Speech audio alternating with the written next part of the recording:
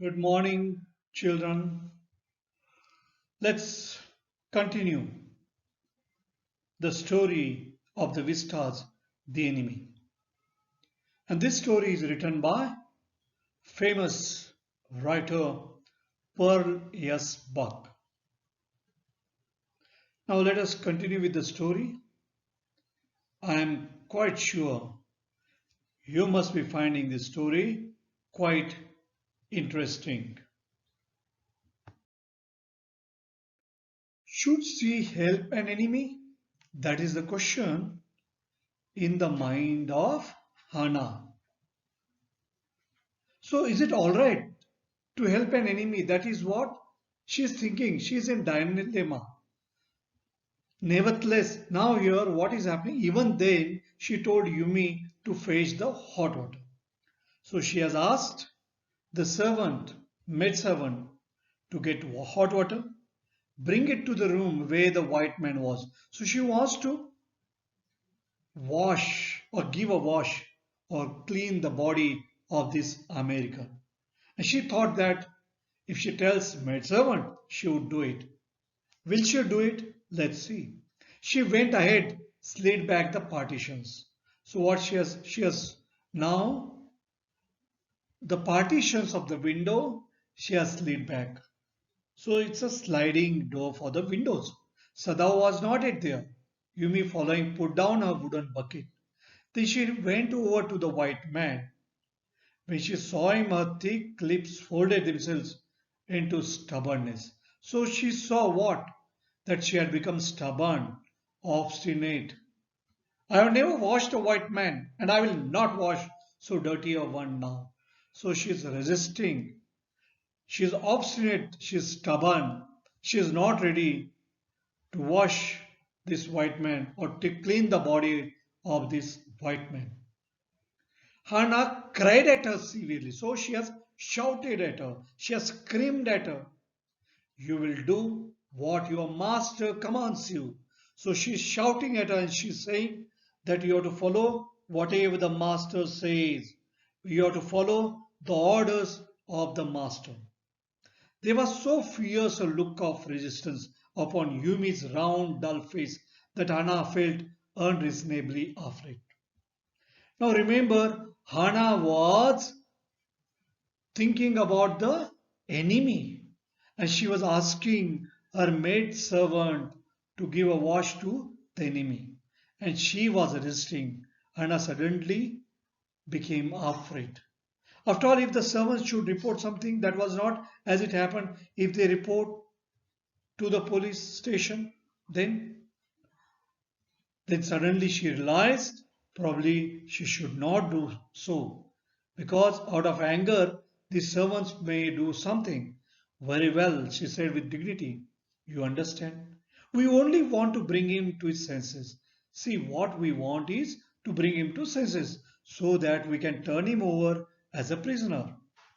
I'll have nothing to do with it. Yumi said, I am a poor person and it is not my business.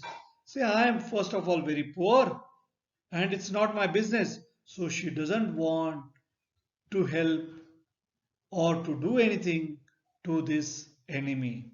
It's out of patriotism we can see all the servants they are resisting that please return to your work.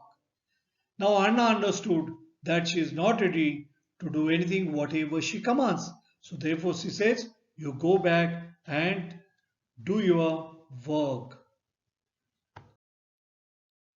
Probably Yumi was waiting for that only and immediately she has left the room. Now who is all alone there with this American? That's Hannah.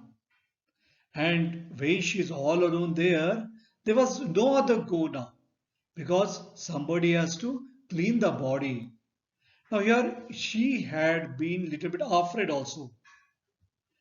And she is staying there, it is because she had been a little bit afraid. Otherwise, she would not have preferred to stay all alone there with American's body or with American. Now, she suddenly felt how Yumi had reacted. Stupid Yumi. Is this anything but a man? What is he? He's an injured man, a wounded, helpless man, she's thinking about this. In the conviction of her own superiority, she bent impulsively. She was feeling that she has to do something, and she started doing it impulsively. And she was having firm belief in her, and probably as a doctor, she started untying the knotted drugs that kept the white man covered. When she had his breast bare, she dipped the small clean towel that Yumi had brought. So now she has to do all that because Yumi was not ready. And she soaked that towel with hot water and started washing his face. The man's skin, though rough with exposure, was of a fine texture. It must have been very blonde. It must have been very golden when he was a child. So here, Hannah was feeling angry because the maidservant had refused. But now she had no other way out and she had to wash his face. She had to clean the body of this American. She didn't like this man very much, but there was no other go for her. And the lot of thoughts were coming in her mind, but she did not have the courage to turn him over, and therefore she kept on doing the work. And her anger was ebbing, her anger was getting reduced. She was anxious again, she was worried over that. She rose, wiping her hands on the wrong towel. Then let the man be chilled. What will happen if we don't do anything? Then what will happen? This man will die of chill, will die of cold. He'll be frozen. And that's why he has put the quilt, he has put the blanket covering on his body. Sadao, she called softly. He had been about to come in when she called. His hand had been on the door. Now he opened it. She saw that he had brought his surgeon's emergency bag. So he was ready for operation. And he wore his surgeon's coat.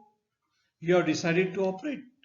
She was surprised that here she came to know that he was ready to operate. Yes, he turned his back to her and unfolded a sterilized towel upon the floor of the tokonomo.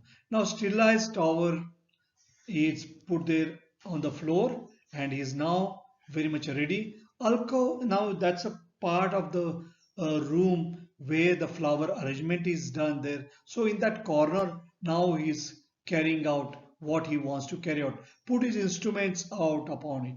Fetch towels. She went obediently. But how anxious now to the linen shelves and took out the towels. She was getting worried. There ought also to be old pieces of matting so that the blood would not ruin the fine floor covering.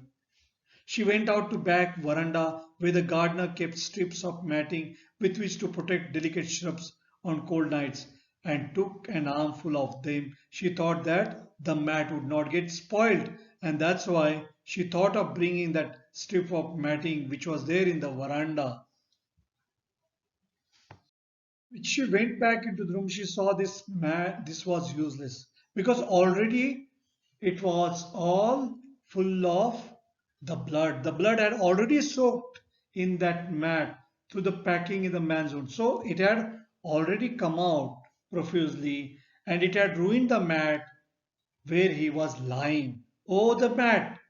And Sadao replied, it's ruined, it's all spoiled, as though he didn't care. Help me to turn him, he commanded. So he has given the order to turn him over. She obeyed him without a word. He began to wash the man's back carefully. Yumi would not wash him. So Yumi was not ready to wash him, and Yumi was reluctant to wash him because he was enemy. Did you wash him then? Sadao was not stopping for a moment, a swift, concise moment. He was carrying out whatever he wanted to do that. He was carrying out his operation. And he asked, did you give a wash to him? Yes, he said. He did not seem to hear.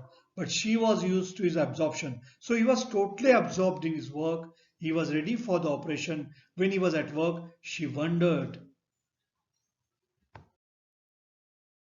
So now he has started the operation. He is totally absorbed in his operation.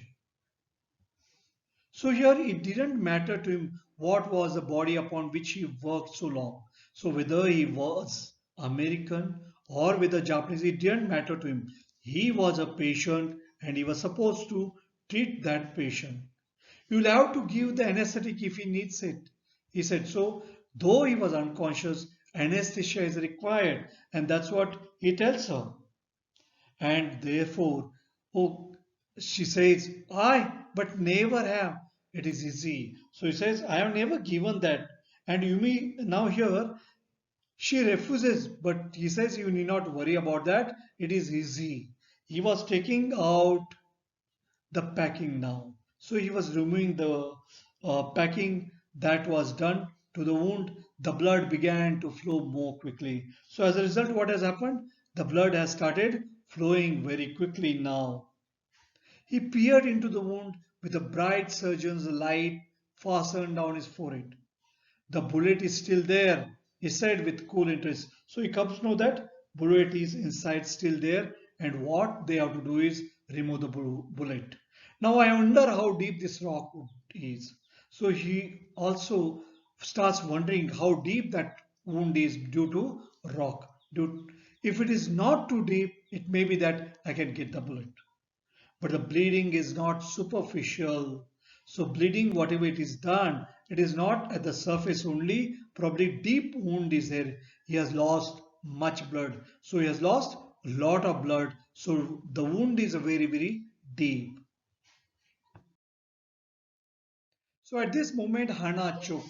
Hannah choked. She started feeling a little bit choking sensation probably in the throat. Something blocking there in the throat. And when he saw her face, it had turned yellowish, very pale, the color of sulfur. Don't fade, become unconscious. He didn't put down his exploring instrument. He was busy in his work only. So he was trying to find out, explore with his instrument. If I stop now, the man will surely die because he had started bleeding profusely. He had removed whatever he had packed his wound with. She clapped her hands to her mouth. So she has held her mouth, leapt up, she jumped up and ran out of the room. She has gone out of the room. Outside in the garden, he heard her reaching. So she was trying to omit there outside in the garden. But he went on with his work. So he carried out his operation. So he's busy with his operation. It will be better for her to empty her stomach, he thought. It's a better if she empties her stomach, she will become all right. He had forgotten that, of course, she had never seen an operation. But her distress and his inability to go to her at once made him impatient. So he was becoming impatient. He wanted to see whether she was all right. It was becoming irritable with this man who lay like dead under his knife. He was totally unconscious and he was getting worried about his wife also, and at the same time he was carrying out the operation. Now let us see whatever we have studied. So let's revise whatever we have studied in the last few days. Now, Dr. Sadao Hoki and his traditional father. Dr. Sadao Hoki is the protagonist, is the main character. He's a doctor, and here an injured soldier is the one whom he has to treat, but that is an enemy. Dr. Sadao Oki, a famous Japanese surgeon and an accomplished scientist, lived in a house on the Japanese coast. The house was set upon rocks above a narrow beach surrounded by pine trees. As a child, Sadao used to climb these trees. He often visited the South Sea Islands with his father. His father believed that the islands were stepping stones to Japan's future to gain perfection. Sadao's father was a very serious and traditional man. He was a very conservative man. He never joked, so very serious man, or played with him, but took infinite pains for his son. but he was very much concerned about his son. Sadao's education was his chief concern. He even sent Sadao to America to complete his studies. So for further studies, he sent him to America and he remained there in America for 8 years. Sadao's father inculcated in him values of patriotism and national loyalty when the latter was quite young, and Sadao had always cherished these great values. The Second World War had started, but Sadao was not sent with the troops because he was about to make a discovery which would render wounds entirely clean, and also the general wanted him to remain there. Also, the general, who was quite old, was being treated by Sadao. He might require an operation any time, and he trusted Sadao very much. The prisoner is washed ashore. One night, Sadao and Hana were enjoying the view of the sea from their veranda when they saw something black coming out of the mist. And it was a man. Who was he? He was an American. He staggered a few steps and then the mist hid him again. They thought probably a fisherman. When they saw again he was crawling, Sadao thought he was a fisherman washed ashore from his boat. The surf beyond the beach, that's a waves. Foam beyond the beach was spiked with rocks. The man might be badly hurt. They found the man wounded. Hannah realized that it was a white man. He was American. The fellow was young and unconscious. The man was bleeding profusely. Sadao saw that a bullet wound had reopened. Sadao packed the wound with sea moss. The man moaned with pain, but he did not awaken. So he was remaining unconscious there, but he was crying with pain. Sadao wanted to throw the man back into the sea, as he had now realized that he was an American prisoner of war. Hana also agreed. Sadao knew that giving shelter to the enemy would get him into trouble. If it is found that he had sheltered an enemy, then definitely Sadao and his wife would be killed. And if they hand him over to the police, definitely he would be killed. So that's why he faces the dilemma. He was torn between his moral duty as a doctor. As a doctor, he should treat his patient. He should save the dying man. As a humanist, he should save the dying man, which urged him to save the dying man, and his national duty, which required handing him over to the army as a patriot. Both Hana and Sadao finally decided to take the man home as he was in need of urgent medical attention. Now, now let's see the reactions of the servants. The servants have reacted very bitterly. They decided that they should tell the servants also. So they have brought this man into their house. They would tell them that they intended to hand him over to the police. The man had been starved for a long time and he was light as a fowl. So there was hardly any flesh in him. They carried him to Sadao's father's bedroom as his father was no longer alive. The old man had never allowed a foreign object in his room. The American was very dirty and needed to be washed. Hannah said that Yumi might wash her. She went to fetch her. When she returned to the kitchen, she found that the other two servants were also frightened, and Sadao had told them. The servants tried to convince Sadao that he must hand over the enemy to the police. Yumi refused to wash the American, and Hannah had to wash himself. Hannah had to wash herself to this American. Sadao saves this enemy. Now, as a doctor, he has to save the patient. Sadao was ready to operate. He was completely absorbed in his work. He told Hannah that she would need to give anesthetic to the man.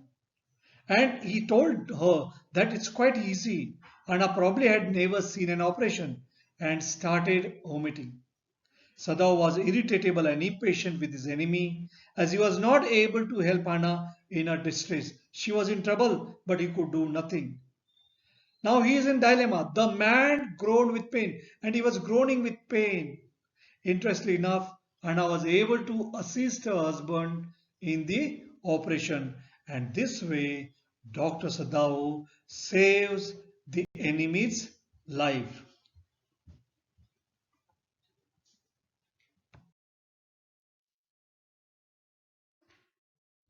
So with this, we end this session, and in the next session, let's continue this story, The Enemy, which is quite interesting. Dr. Sadao, as a doctor, has to do his duty, and he has done his duty. But is he in trouble? Let's see in the next part. Thank you. Goodbye.